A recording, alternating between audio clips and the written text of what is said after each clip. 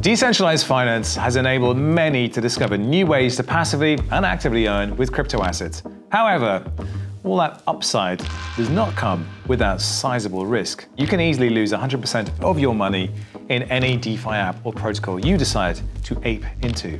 We'll outline more of the specifics in this video, but above all else, always know that you can lose it all in a single app or wallet, so applying a simple rule of thumb can help mitigate this risk. Don't deposit more into any app than you're willing to lose. Now here's a rundown of the 7 most common risks or 7 most deadly DeFi sins everyone should consider before getting involved. First up, the OG of all risks, smart contract bugs. A bug is what allowed hackers to drain 3.6 million ETH from the DAO back in 2016, the first major project to resemble what we now call DeFi today.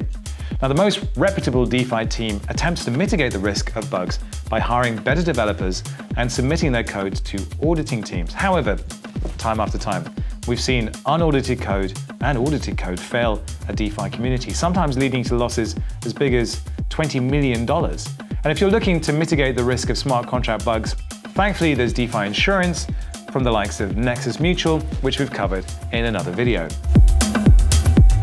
Next up is less specific to DeFi and probably more applicable to any cryptocurrency you hold in a non-custodial wallet. If you give up your seed phrase or are tricked into entering the seed phrase into a fake website or app, well, that means you can lose everything in that wallet. What's in there no longer belongs to you. So a lesson here, never enter your seed phrase or share it or store it digitally in a place like your phone or computer that could be hacked. Oracle failure has been a major vector of attack in DeFi in 2020, where bad actors use a flash loan to buy or sell an asset, which manipulates the price of that asset just long enough for them to arbitrage the difference and exploit a protocol for millions.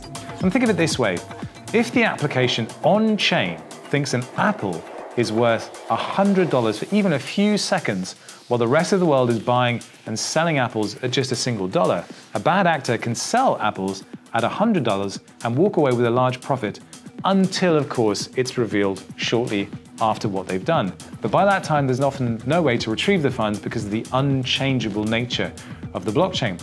And the trustlessness and permissionlessness enables someone to remain completely anonymous. Oracle failure is really one of the reasons why Chainlink is such a revered project, solving a massive challenge in DeFi's adoption. Next is admin key risk. Now, when you hear of rug pulls, it's usually because of an admin key. Now, we always have to be on the lookout for centralized admin controls that allow a developer or team to lock or move funds deposited into the DeFi app. Normally, the most reputable teams in DeFi like Compound will put in a time lock that prevents changes to code from happening without approval from a DAO governing upgrades and proposals, and second, a time delay so that the community can be warned if a potentially unfavorable or controversial change is coming to the protocol.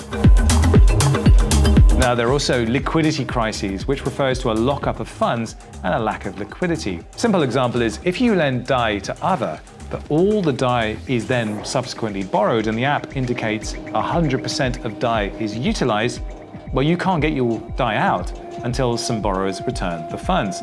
Now, this is less likely to happen, is much less concerning as a risk, but one nonetheless due to the over-collateralized loans that dominate DeFi. So yeah, it could happen. Governance failure is another one interwoven into protocols like this. There's debates whether whales can exert the massive influence required to vote in their own best interest and hurt the community, while others might argue that whales probably wouldn't self-sabotage a protocol where their money is invested in it. And there's also ongoing debates about deep-pocketed CeFi now exerting its influence on DeFi governance protect the interests of the mega large exchanges. Anytime you've got exposure to stablecoins or pegged assets like WBTC, well, of course, there's the risk that the stablecoins or pegged assets could depeg, causing all sorts of issues like an AMM liquidity pool going to zero. And this is exactly why baskets of stablecoins exist, like MUSD by MStable, which aims to establish a stablecoin made up of the most liquid and popular stablecoins to mitigate the risk of one of them failing. Now, the key takeaway with all these risks is that there's a lot that can kill you in DeFi, so be sure that you limit your exposure to them and to DeFi in general and in your overall portfolio until you're more educated and willing to take on the risks discussed here. And of course, throughout the course of this year, we will undoubtedly see more risks and more strange exploits emerge. But what doesn't kill us makes us stronger. And in DeFi every day, these risks are being better addressed and mitigated. But it still leaves us as self-sovereign individuals with a tremendous amount of responsibility and accountability for where we invest our money. And if it all goes wrong, there's generally nobody you can ring up to say, yeah, where's my money, mate? Yeah, what are we gonna do about it, yeah? You're on your own.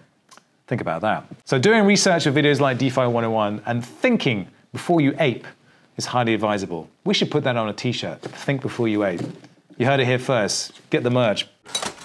You've been watching DeFi 101. Do be sure and check out the other videos in the series and subscribe to the channel so you don't miss the new videos as they drop. And above all, you stay safe out there.